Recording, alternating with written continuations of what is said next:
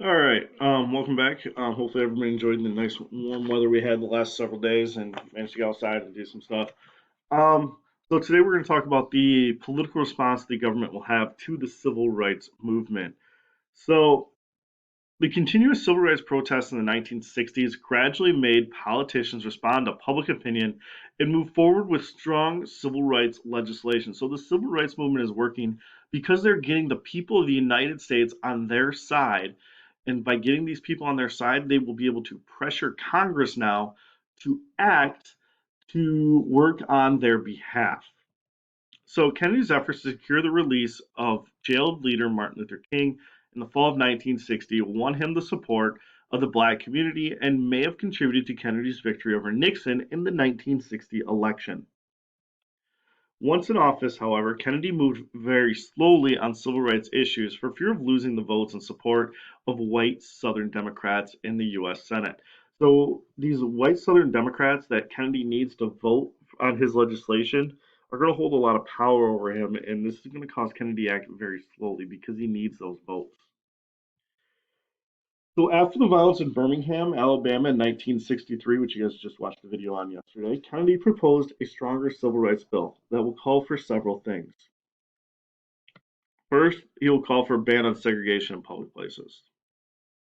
Second, he will call for a ban on discrimination in federally funded jobs. And third, he will call for advances in school desegregation. So, I mean, guys, it's been 1963, so it's been 11 years since Plessy versus Ferguson, and there's still segregated schools. They're not they're not desegregating with all due haste as ordered to. So Kennedy's going to want to do something now to get them to do that. So this bill is going to get held up in Congress. It's going to be filibustered, and in order to get the Congress to actually vote on it and do something about this 1963 bill that Kennedy is asking for, the civil rights leaders are going to call for a march on Washington in August of 1963 to focus on the nation's attention on Kennedy's civil rights bill and pressure Congress to act on the bill. So more than 200,000 people, both famous and unknown, will attend the march directed by A. Philip Randolph. And the highlight of this peaceful march was Dr. Martin Luther King's I Have a Dream speech. Now, Kennedy, or not Kennedy, but King had a speech already written up that he ended up putting aside and kind of coming up with this one just off the cuff. Um, and you got to remember there were many other people there, like Joan Baez, who's a famous singer at the time, and numerous other famous speakers. And so there is a video linked in the description of this that I would like you guys to watch on this March on Washington and the I Have a Dream speech, because it is pretty moving to see all of these different kinds of people of many different backgrounds come together, all to support the common cause of advancing people's civil rights. And so after JFK's death, President Lyndon Johnson will work for passage of Kennedy's Civil Rights Bill. So JFK never actually got to see the passage of the Civil Rights Bill, but Johnson will use Kennedy's death to basically convince Congress that, hey, this is necessary. It's going to be part of Kennedy's legacy. So opponents in the Senate will attempt to block the bill with a filibuster, which is where they use unlimited debate to prevent a bill from coming to a veto. We've talked about filibusters before. Basically, as long as you stay standing and talk, you're good to go. You can talk about anything you want in a filibuster. LBJ will also enlist the support from friendly Republicans to use cloture, which, sorry, one sec. Where cloture is a three-fifths vote to limit debate and then call for a vote. As a result, the Civil Rights Act of 1964 will finally be passed. And the Civil Rights Act of 1964 will help millions of Americans affected by the nation's political and business life. It will ban discrimination on the basis of race, sex, religion, or national origin by employers or unions. The inclusion of the ban on sexual discrimination led to a cry for equal um, opportunity for women as a minority as well. But we'll talk more about that in chapter 20, which, Ben, I know you're going to be super excited about that. Then I'm putting that off for another chapter. and it banned discrimination in public areas such as motels, restaurants, gas stations, theaters, or in arenas, and also in voting standards and in federally funded programs. So it's banning discrimination across all aspects of life. And so it will also create the EEOC, or the Equal Employment Opportunity Commission, to investigate charges of job discrimination. So all these things, these three things, will be created by the Civil Rights Act of 1964. So after this great success, the civil rights movement will organize to end discrimination in voting.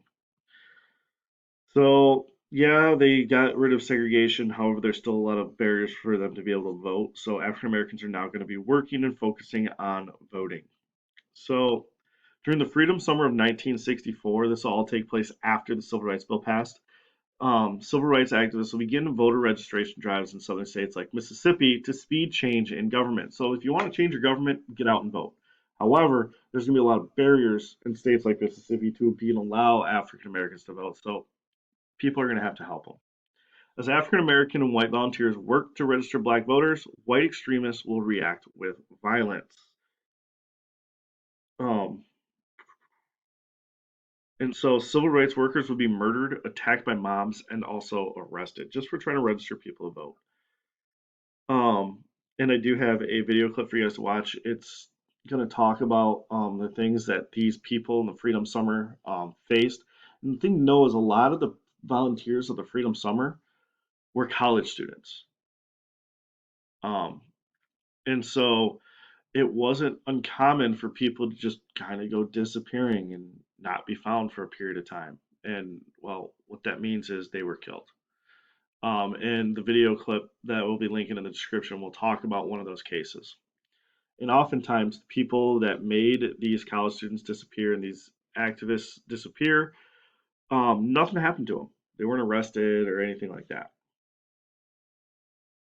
So, representation at the Democratic Convention in 1964 became a battleground between traditional Southern politicians who controlled convention votes and the MFDP, or the Mississippi Freedom Democratic Party, which was organized by newly registered Mississippi voters and members of SNCC, or the Student Nonviolent Coordinating Committee. Though the Mississippi Freedom Democratic Party was not seated at the convention, promises of change were made and kept. So African Americans weren't really represented at the Democratic Convention in 1964, so they created their own little kind of party inside the Democratic Party, hoping to be able to get their voices heard. However, they weren't allowed into the convention necessarily in a traditional way representatives would be, but they were made some promises, and those promises will be kept by the Democratic Party. So getting to actually vote will continue to be difficult for many black Southerners, and Selma, Alabama became a focal point in the struggle to obtain the right to vote. And so King and other leaders will decide to organize a protest march and walk 50 miles from Selma to Montgomery, which is the capital of Alabama, to present their demands to Governor Wallace. Now, remember, Governor Wallace is the guy that's infamous for saying segregation today, segregation tomorrow, and segregation forever. This dude loved segregation. And so when the march began, armed state troopers attacked the peaceful marchers with such violence that President Johnson will federalize Alabama's National Guard and send them and federal marshals to protect the marchers. And the media kept national attention focused on these marchers. So in the first attempt, they're going to be walking out of Selma. They got to cross the bridge, which I don't remember what it's called off the top of my head, but it's in the video clip. And they'll be met by the police, who are going to ride in on horses in full riot gear and just beat and tear gas these workers, or these protesters. And one of the protesters in the first march, his name is John Lewis, who will go on to become a U.S. congressman from Georgia. And so John Lewis got his start with SNCC. Um, and he is a very interesting person to listen to talk. And he's met a lot of very, very important people through his lifetime. So if you ever get a chance to check out John Lewis, do that. But also watch the video clip I have posted for the Selma March. So when the Selma marchers set out again, supporters from all over the country will come to join. And by the time the marchers reached Montgomery, the group had grown to 25,000 people. I mean, there's only a couple hundred people to start with on the original march, and if they would have let that happen, there would have been a whole lot of media attention brought to it. But because um, all the attention that happened because of how the police handled this situation the first time, 25,000 people will join in this march now. And so there's the video. That link doesn't work, but I have a new link for you guys, so don't worry. And the Voting Rights Act of 1965 was passed by Congress as a result of the nationwide sympathy generated by the brave participants in the Selma March. This act allowed federal officials to register voters if local officials would not. In other words, if a local elected official refuses to do their job, the federal government can now step in and do that job of the local person. It also eliminated the literacy test and other barriers to voting. So now you cannot put a barrier in front of someone to vote. All they need now is to be registered and have a photo ID present on them.